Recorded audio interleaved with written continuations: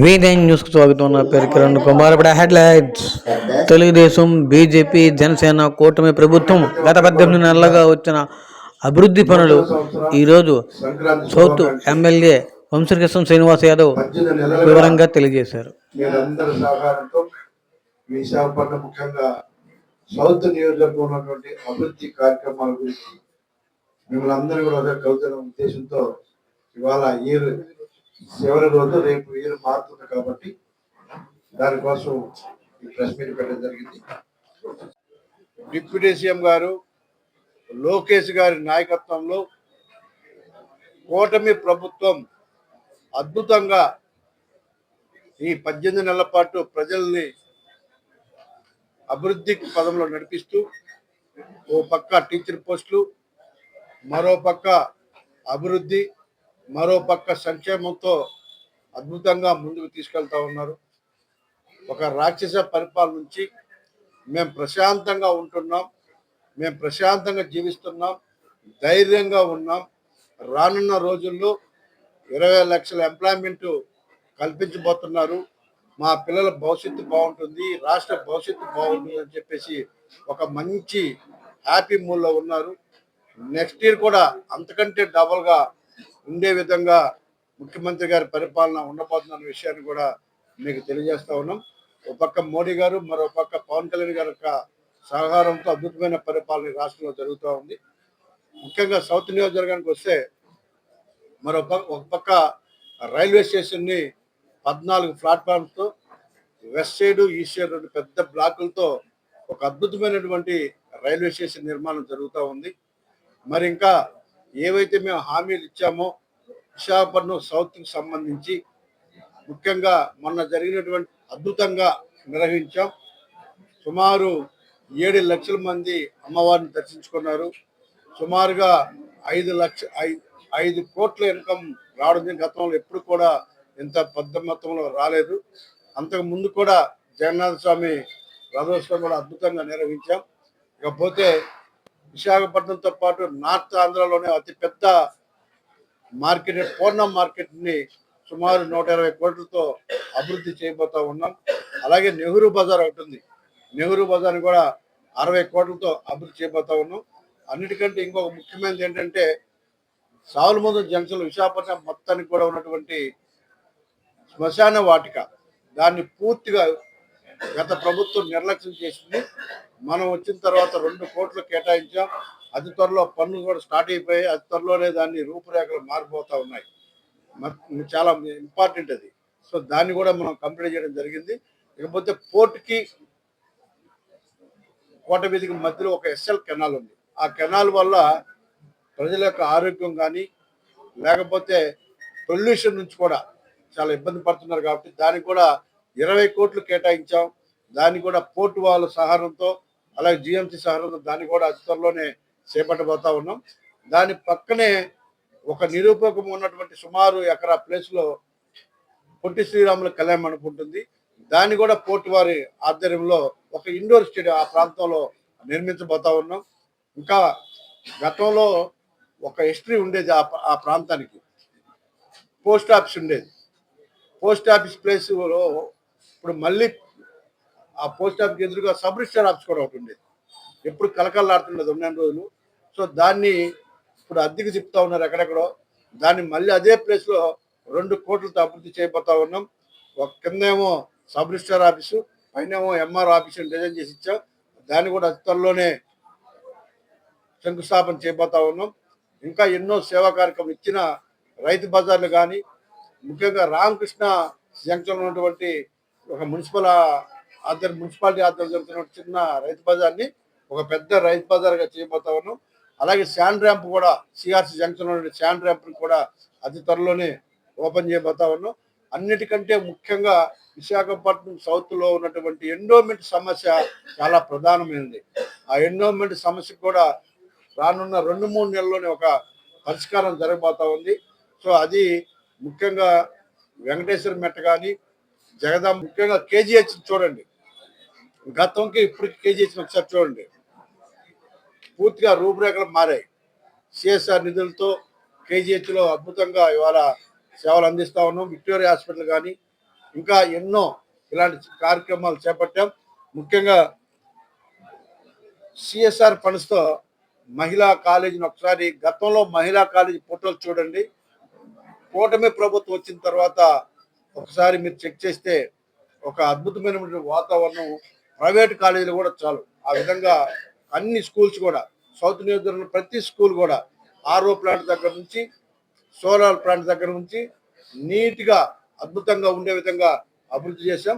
దానికి ముఖ్యంగా సహకరించినటువంటి వేదాంత కంపెనీ వాళ్ళు కానీ, పోర్టు యాజమాన్యం కానీ, సీపోర్ట్ యాజమాన్యం కానీ, ఎస్ఆర్ గతంలో ఎస్ఆర్ ఇప్పుడు ఆర్సనల్ మెటల్ కంపెనీ కానీ వీళ్ళందరూ కూడా సహకరించారు. వాళ్ళందరూ కూడా ప్రత్యేకమైన ధన్యవాదాలు. ముఖ్యంగా పోర్ట్ చైర్మన్ గారికి మేము మర్చిపోలేని విధంగా అది ఏమడిగినా కూడా సౌత్ నియోజకవర్గం పొల్యూషన్ బారిన ఉంది కాబట్టి వాళ్ళకి ఏం చేయడానికి మేము రెడీ అని చెప్పేసి ఏ ఒక్క ప్రపోజల్ పెట్టినా కూడా ఆయన వెంటనే మాకు సహకరిస్తున్నందుకు ఆయనకి ప్రత్యేకంగా ధన్యవాదాలు. పోర్టులో ఉన్నటువంటి అన్ని భక్తులు కూడా ఇవాళ మాకు సహకారం అందిస్తున్నందుకు వాళ్ళందరికీ కూడా ప్రత్యేకంగా ధన్యవాదాలు. వేదాంత వాళ్ళు కూడా ఒక ఆర్సల్ మిట్టలు కానీ అందరూ కూడా సిఎస్ఆర్ ఫండ్ ద్వారా స్కూల్స్ కానీ కమ్యూనిటీ హాల్స్ కానీ అద్భుతంగా సహకరిస్తూ ఉన్నారు. కంప్యూటర్ ల్యాబ్స్తో సహా అన్ని స్కూల్స్లో కంప్యూటర్ ల్యాబ్స్ కూడా పెడతా ఉన్నాం. మీరు ఎక్కడికి వెళ్ళినా చూడండి, అన్ని స్కూల్లో కూడా కంప్యూటర్ ల్యాబ్స్ కూడా మేము పెట్టాం. ఇంకా ఫిష్ మార్కెట్ ఏదైతే దండు బజార్ దగ్గర అయితే ఉందో అది కానీ, రైల్వేలో ఉన్న ఫిష్ మార్కెట్ కానీ వీటన్నిటికీ కూడా ఆధునీకరిస్తూ ఉన్నాం. ముఖ్యంగా గ్రామాలకు ఆర్చులు అడిగారు, ఒక 9 ఆర్చులని. ఆ ఆర్చులు కూడా ఇచ్చిన మాట ప్రకారం 9 ఆర్చులు కూడా వర్క్ స్టార్ట్ అయ్యాయి. అలాగే 26 కమ్యూనిటీ హాల్స్ ఉన్నాయి. 26 కమ్యూనిటీ హాల్స్ కూడా శాంక్షన్ చేయించడం జరిగింది. ఇంకా ఏవైతే ఇచ్చిన ప్రతి ఒక్కటి రోడ్లు చూడండి, గతంలో విశాఖపట్నం సౌత్ నియోజకవర్గంలో రోడ్లు చూడండి, ఇప్పుడు పరిస్థితులు చూడండి, పూర్తిగా రూపురేఖలు కూడా మారాయని మీకు తెలియజేస్తూ ఉన్నాం. రానున్న రోజులు ఇంకా ఏమైనా మా దృష్టికి వచ్చినా, ఇంకా ఏమైనా చేయాల్సిన ఇష్యూస్ ఉన్నా అన్నీ కూడా కంప్లీట్ చేస్తామని చెప్పేసి మీ ద్వారా ప్రజలకు తెలియజేస్తా ఉన్నాం. ఇంకా ఇవాళ జోన్స్ కూడా పూర్తిగా మారిపోయాయి. విశాఖపట్నం సౌత్ జోన్ 5 పూర్తిగా ఒక నియోజకవర్గంగా మార్చారు. ముఖ్యమంత్రి గారికి ప్రత్యేకంగా ధన్యవాదాలు తెలియజేస్తా ఉన్నాం, నారాయణ గారికి కూడా. ఎందుకంటే పరిపాలనకి చాలా సౌలభ్యంగా ఉంటుంది. ఇప్పుడు 3 జోన్లు కలిసి ఉండడం వల్ల చాలా ఇబ్బందులు పడేవాళ్ళం. అది కూడా పూర్తిగా రూపురేఖలు మరి రేపు కూడా జోన్ కార్యాలయాన్ని కూడా పూర్తిగా రేపు ఓపెన్ చేయబోతా ఉన్నాం. ఏదైతే జోన్ 4 కార్యాలయం ఉందో దాన్నే కొత్తగా మళ్ళీ దాన్ని పూర్తిగా అన్ని విభాగాల్ని జోన్ 5లో ఉన్నటువంటి వాళ్ళు కానీ, జోన్ 3లో ఉన్నవి కానీ అందరినీ కలిపి ఒక జోన్గా ఒక తాటిపైకి తీసుకొస్తా ఉన్నాం. కాబట్టి సో పరిపాలన కూడా చాలా ఈజీగా ఉండబోతుందని కూడా తెలియజేస్తా ఉన్నాం. ఇంకా ఎన్నో సేవా కార్యక్రమాలు కానీ, ముఖ్యంగా హౌసింగ్ ప్రాజెక్ట్స్ ఉన్నాయి. మొన్నే నారాయణ గారు వచ్చి లక్ష్మీనగర్ ఎన్నో సంవత్సరాలుగా సుమారు 100 సంవత్సరాల నుంచి పేద ప్రజలు అక్కడ ఉంటున్నారు. దానికి ఒక పరిష్కారం కనుక్కొని అతి త్వరలోనే ఫిబ్రవరిలో దాన్ని స్టార్ట్ చేయడం జరగబోతా ఉంది.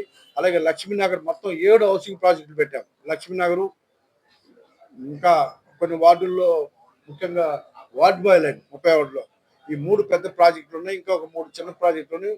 వాటన్నిటి కూడా అతి త్వరలోనే స్టార్ట్ చేయబోతా ఉన్నాం. ఒకప్పుడు సౌత్ నియోజకవర్గం ఒక రకంగా ఉండేది, భయపడే వాళ్ళు అటు వెళ్ళాలంటే. ఇప్పుడు మళ్ళీ తిరిగి వచ్చే విధంగా సౌత్ నియోజకవర్గాన్ని ప్రజలకి అందుబాటులో తీసుకొచ్చాం.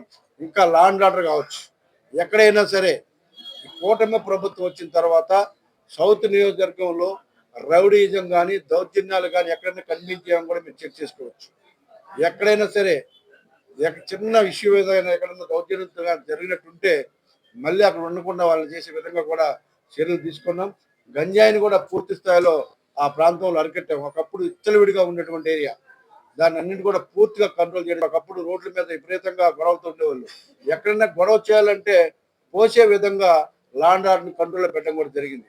మీరు అన్నింటినీ కూడా ఇప్పుడు పూర్ణ మార్కెట్ రోడ్డు మీద ఉన్నటువంటి సమస్యలు ఉండేవి, వాటిని కూడా 70 సంవత్సరాల క్రితం కట్టినటువంటి జనతా బజార్ని కూడా పూర్తిగా దాని నామరూపాలు మారిపోయినటువంటి పరిస్థితి నుంచి ఇవాళ కొత్తగా బ్లాక్ వైజ్ కూడా వర్క్లు స్టార్ట్ చేయడం జరిగాం. మొన్నే జిఎంసీ వాళ్ళు బ్లాక్ వైజ్ టెండర్లు కూడా పెట్టడం జరిగింది. ఇంకా అలా చెప్తా పోతే ఇంకా ఉన్నాయి. కూరగాయల మార్కెట్ ఉంది అక్కడ జ్ఞానాపురంలో ఉన్నటువంటి మార్కెట్ కూడా వాళ్ళకి దాన్ని కూడా ఆధునీకరించి రానున్న రోజులు ఒక 10 ఎకరాలు బయట కూడా వాళ్ళకి ఇప్పించడం జరుగుతూ ఉంది. ఇంకా అక్కడే ఉన్నటువంటి ఫ్రూట్ మార్కెట్ ఒకటి ఉంది. ఫ్రూట్ మార్కెట్ని కూడా పూర్తిగా రోడ్లన్నిటి కూడా వేయించడం జరిగింది. అలాగే ఆ ప్రాంతంలో రోడ్డు మీద షాపులు పెట్టుకున్న వాళ్ళందరూ కూడా కొత్త ప్రభలు పెట్టాం. జనతా బజార్కి ఎదురుగా ఉన్నటువంటి స్టేడియంకి ఖాళీగా ఉన్నటువంటి ప్లేస్లో కూడా సుమారు 100 షాపులు కట్టించి ఆ రోడ్డు మీద ఉన్న వాళ్ళకి కూడా పూర్తిగా రోడ్డు మీద ఉన్నటువంటి వాళ్ళందరినీ అక్కడికి తీసుకెళ్లే కార్యక్రమం కూడా చేపడతా ఉన్నాం. అన్నిటికంటే ముఖ్యంగా ఫుడ్ కోర్ట్ అనేది ఒకటి ఉండేది అక్కడ ఆ ప్రాంతంలో. ఆ ఫుడ్ కోర్ట్ కూడా గతంలో మనం కొన్ని రోజుల క్రితం దాన్ని అనాథరైజ్ ఉందని చెప్పేసి జిఎంసీ అధికారులు దాన్ని తొలగించడం జరిగింది. ఇవాళ విశాఖపట్నం 3 ఫుడ్ కోర్టులు పెడతా ఉన్నారు. మేజర్గా జైల్ రోడ్ దగ్గర సౌత్ నియోజకవర్గంలో ఒకటి, గాజువాక, మధురవాడ 3 ఫుడ్ కోర్టులు అఫీషియల్గా పెడతా ఉన్నారు. ముఖ్యంగా సౌత్ నియోజకవర్గంలో గవర్నమెంటే 6 కోట్లు ఇచ్చి అద్భుతమైనటువంటి ఒక ఫుడ్ కోర్ట్ని అక్కడ నిర్మించబోతా ఉన్నారు. ఎందుకంటే సిటీ ఒక మెట్రోపాలిటన్ సిటీ డెవలప్ అవ్వాలంటే నైట్ టైం కూడా ఏ టైంలో వెళ్ళినా కూడా ఫుడ్ రోడ్డు మీద దొరికే విధంగా, చాలా నాణ్యతమైన ఫుడ్ దొరికే విధంగా ఒక మంచి కార్యక్రమం అని చెప్పేసి గతంలో కలకత్తా, ముంబైలో కూడా ఇలాంటివి ఉన్నాయి. కాబట్టి వాటిని బేస్ చేసుకొని ఒక అద్భుతమైనటువంటి ఫుడ్ కోర్టులు కూడా ఇక్కడ నిర్మాణం జరుగుతూ ఉంది. ముఖ్యంగా సుమారు 40 కంపెనీలు ఇవాళ సాఫ్ట్వేర్ కంపెనీలు విశాఖపట్నం వచ్చాయి. ఒక్కొక్క తక్కువ 25 ఎంప్లాయ్మెంట్. అన్నిటికంటే ముఖ్యమైనది గూగుల్ డేటా సెంటర్. ప్రపంచం అంతా కూడా విశాఖపట్నం వైపు చూసే విధంగా ఒక అద్భుతమైనటువంటి గూగుల్ సెంటర్ ఇక్కడ రావడం కూడా చాలా హ్యాపీగా ఉంది. అతి త్వరలోనే రేపు 4వ తారీఖు ట్రయల్ రన్ అవబోతా ఉంది. అతి త్వరలోనే ఇంటర్నేషనల్ ఎయిర్పోర్ట్ కూడా రెడీ అవబోతా ఉంది. దానికి తగినట్టుగానే దానికి ఒక పార్లర్ రోడ్లు కావాలి, ట్రాఫిక్ సమస్య అని చెప్పేసి 7 రోడ్లని కూడా నిర్మిస్తూ ఉంది. ప్రపంచం అంతా కూడా చూసే విధంగా విశాఖపట్నం తయారైపోతా ఉంది. ముఖ్యంగా ఇక్కడ ఉన్నటువంటి ఉత్తరాంధ్రలో ఉన్నటువంటి యూత్ అందరూ కూడా ఎంప్లాయ్మెంట్ ఇక్కడ దొరుకుతుందని కూడా విషయాన్ని మీకు తెలియజేస్తున్నాం. ఇప్పుడు ఏదైనా ఒక 50,000 దాటి శాలరీ ఉండే కంపెనీలు ఉన్నాయంటే అటు హైదరాబాద్ వెళ్ళాలి, లేకపోతే బెంగళూరు వెళ్ళాలి, లేకపోతే చెన్నై వెళ్ళాల్సిన పరిస్థితి ఉంది. కాబట్టి ఆ పరిస్థితుల నుంచి మనం ఇప్పుడు బయటకు వస్తామన్న విషయాన్ని కూడా మీకు ప్రత్యేకంగా తెలియజేస్తా ఉన్నాం. అభివృద్ధి కార్యక్రమాలు చేయడం జరిగింది. రానున్న రోజుల్లో ఈ ఇయరే సుమారు 150 కోట్లతో సౌత్ నియోజకవర్గంలో కూడా అభివృద్ధి చేయబోతున్న విషయాన్ని కూడా మీరు గుర్తుపెట్టుకోవాలి. ఈ నియోజకవర్గం ఒక మోడల్ నియోజకవర్గం కూడా అవబోతుందన్న విషయాన్ని కూడా మీ దృష్టికి తీసుకొస్తా ఉన్నాం. రానున్న రోజుల్లో ఎవరు కూడా చేయని విధంగా రోడ్లు కావచ్చు, కమ్యూనిటీ మౌలిక సదుపాయాలు, ముఖ్యంగా మా ఏరియా మొత్తం కూడా కమర్షియల్ ఏరియా, షాపింగ్ మాల్స్ కానీ, సినిమా హాల్స్ కానీ, బంగారు షాపులు కానీ, మార్కెట్లు కానీ అన్నీ కూడా ఉన్నటువంటి ఏరియా. ఏదైనా పెద్ద పెద్ద కన్వెన్షన్ కట్టాలన్నా కూడా, లేకపోతే ఏం చేయాలన్నా కూడా ప్లేస్ లేనటువంటి ఏరియా. ప్రజలకి మౌలిక సదుపాయాలు మాత్రం అందించగలం. ఈ ప్రాంతాన్ని అద్భుతంగా తయారు చేస్తామని కూడా మీ ద్వారా తెలియజేస్తూ, మరి ఇంకేమైనా చాలా ఇబ్బంది పడతా ఉన్నటువంటి వ్యాపారస్తులు కూడా దాన్ని కూడా అత్యాధునిక హంగులతో రెడీ చేయమని చెప్పేసి ఒక ప్రపోజల్ పెట్టాం. అది కూడా అతి త్వరలోనే స్టార్ట్ చేస్తామని చెప్పి తెలియజేస్తా ఉన్నాం. తెలిసి 10 days లోనే దాని కొలిక్కి వస్తూ ఉంది. ఇక్కడ వాళ్ళు ఉన్నారు, వాళ్ళని రిలీజ్ చేయడానికి కూడా ఒక ప్రపోజల్ పెట్టాం. అది కూడా డిఐజీ గారు ఫాలోఅప్ చేస్తున్నారు, మా ఎంపీ గారు చేస్తూ ఉన్నారు, మరి ముఖ్యంగా రామ్మోహన్ నాయుడు అందరం కూడా మేము దీని మీద ఫాలోఅప్ చేస్తున్నాం. కాబట్టి దానికి కూడా ఒక 2-3 రోజుల్లోనే ఒక కొలిక్ అది కూడా రాబోతుంది. ఫిషింగ్ హార్బర్ వైపు వెళ్తే సుమారు 500 కోట్లతో పోర్టు వాళ్ళు అద్భుతంగా సింగపూర్ హార్బర్ చూశాను నేను. దానికంటే బాగా తయారు చేస్తున్నారు. రోడ్లు కానీ, లోపల ఆక్షన్ హాల్ కానీ అద్భుతంగా తయారు చేస్తూ ఉన్నారు. గతంలో ఏ చైర్మన్ కూడా అంత ప్రత్యేకమైన చర్చ చేయలేదు. మీరు ఒకసారి లోపలికి వెళ్తే దాని రూపురేఖలు కూడా మారిపోయాయి. సో వీటన్నిటిని దృష్టిలో పెట్టుకొని మీ అందరికి తెలియాలనే ఒక మంచి ఉద్దేశంతో ఇవన్నీ కూడా చెప్పడం జరిగింది. ఆ డెవలప్మెంట్ మీకు కంటికి కనిపించే విధంగా ఉండిపోతుంది. లేదు, అది ఎవరు కూడా ప్రపోజల్ పెట్టి ధైర్య సాహసం కూడా ఎవరు చేయలేదు. నేను మాత్రమే చేయగలుగుతాను. అతి త్వరలోనే దాన్ని శంకుస్థాపన చేయబోతాం. సెంట్రల్ గవర్నమెంట్ అది ఒక సుమారు 120 కోట్లు ఇవ్వబోతుంది. దాంతో అద్భుతమైన మార్కెట్ కట్టబోతాం. సిహార్స్ అలా కట్టి వదిలేస్తే రిజిస్ట్రేషన్ కూడా చేస్తా ఉన్నాం.